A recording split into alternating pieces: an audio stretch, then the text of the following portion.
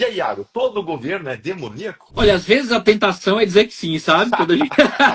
Cara, chega uma hora que a gente vai olhando assim e fica maluco. Cara, política é cor do diabo, não tem jeito, né? Muitas vezes a gente sente que o Brasil é ingovernável, né? A gente vota nos bons e os caras não conseguem fazer nada. E aí é golpe em cima de golpe. E você, cara, isso é cor do capeta. Não pode ser. Não pode ser de Deus isso aí, né? Dá um desespero.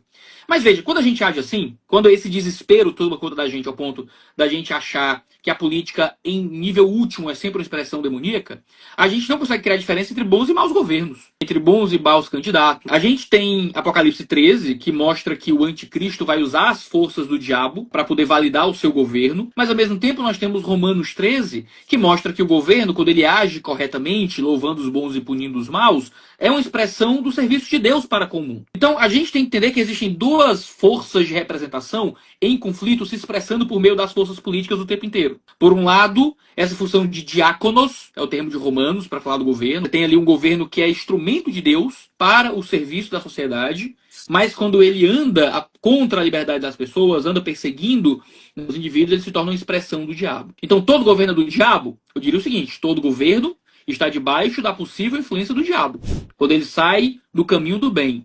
Mas quando um governo age para produzir o bem na sociedade, ele se torna um ministro de Deus para o serviço dos seres humanos.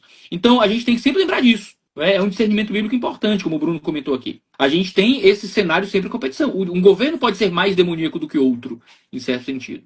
Agora, a gente tem que sempre lembrar o seguinte: o governo é uma instituição cheia de descrentes. É uma instituição presente no mundo caído.